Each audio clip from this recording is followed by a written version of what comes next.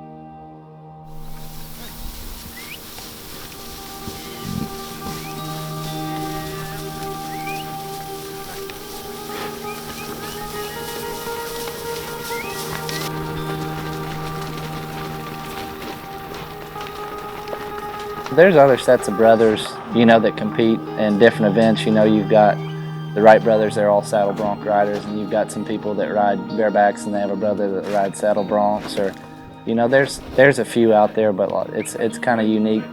I think our situation is that we work together, we rodeo together, we live together. I mean, I've been trying to get rid of him for 24 years and I haven't succeeded yet, so I guess I'm stuck with him, but I don't know, it's just kind of like we're best friends. It can't be separated or whatever. No matter how much we fight, it always works out in the end. We always kind of figure a way to get through stuff together. We had a really good childhood. We were very blessed to be brought up in the family we were brought up in.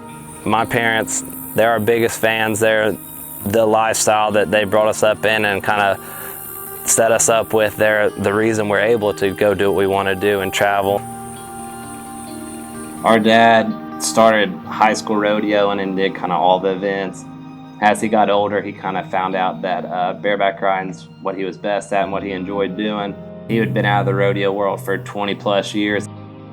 When we started going back to rodeos, he started seeing his old friends that he hadn't seen in 20 years, and seeing him be able to reconnect with those guys, it kind of makes the bonds you're building right now with all your friends mean a little bit more, because it kind of showed us that those bonds will kind of stand the test of time. It only takes two things to be a bareback rider. You got to be dumb, you got to be tough, and I guess a lot of that is pretty true. You got to be dumb because if you're not, you'll overthink stuff. Your mind's your biggest enemy. It's just a downhill slide, but you definitely have to be tough, physically tough and also mentally tough. A lot of people think it's physical, but honestly it's more than 90% mental. Like, you can talk yourself into riding the baddest horse or bull there, but you can also talk yourself into getting buck off. If you get some big scary fire-breathing dragon that you're about to have to get on that has crippled the last 5 guys, I mean, there's no training, there's no gym that's going to prepare you for that. Obviously you have to be physically tough. You're abusing your body, day in and day out. And you're getting on these 1,200 pound bareback horses or 2,000 pound bulls, and you're getting kicked and stomped and hooked or whatever, but mentally you have to be pretty tough to keep going. I mean, when things aren't going your way and you're 1,000 miles from home and all you want to do is be at your house, around your family, you have to know, like, you can't quit, you can't give up, you can't go home, you got to stick it out and keep going. Everywhere we go, we know there's at least one other person entered that we have to be worried about, and it's our brother. But there's nobody else at the rodeo that I'd rather see win than him. Obviously I want to do well, but if anybody else is going to do well, I want to see him do well, and I want it to be him that does good. And probably 10 times more nervous watching him ride than I do when I'm actually competing myself. Whoever goes first kind of gets wrecked out, and then the next one has to kind of see that and then get mentally ready to go do their job, even though they know the other one's hurting or could maybe be going to the hospital or something.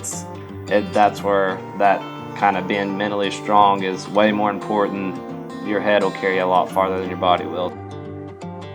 It's just a blessing to have somebody that you can push each other and kind of be there to help each other succeed in a way. It's kind of like you have like a life teammate in a way. I think people kind of question us sometimes in our sanity.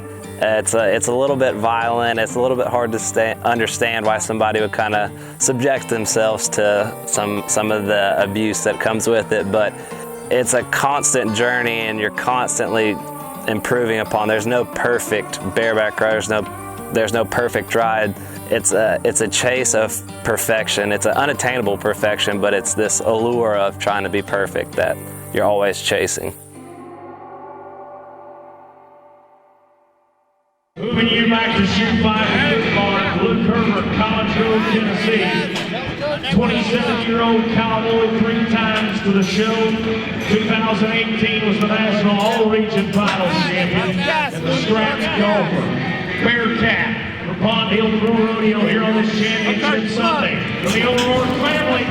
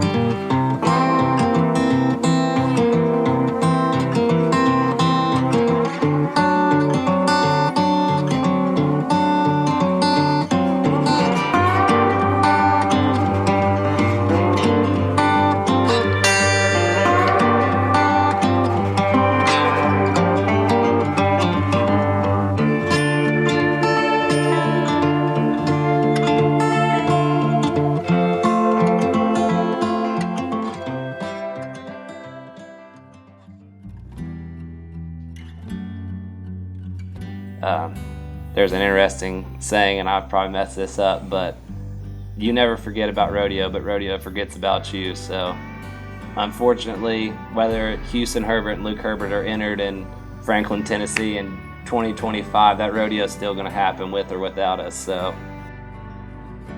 when it goes right and you get off one and you know you did everything you could and you're a pile of points and you won the rodeo and you're the last man out and everybody's screaming for you, nothing could touch the feeling you get when everything goes the way it should. But yeah, it's definitely something I guess I'll love until I die, whether it loves me or not back. It can be very cruel to you sometimes and hurt your feelings, and you'll be thousands of miles away from home questioning why you're doing it. But then you're at the rodeo and you're behind the buck and shoots, hanging out with all your buddies, and you're cutting up, and you realize that I don't know how many more years I have left, but it's going to be hard to leave once it's that time. But hopefully I leave on the high note and don't stick around past my time.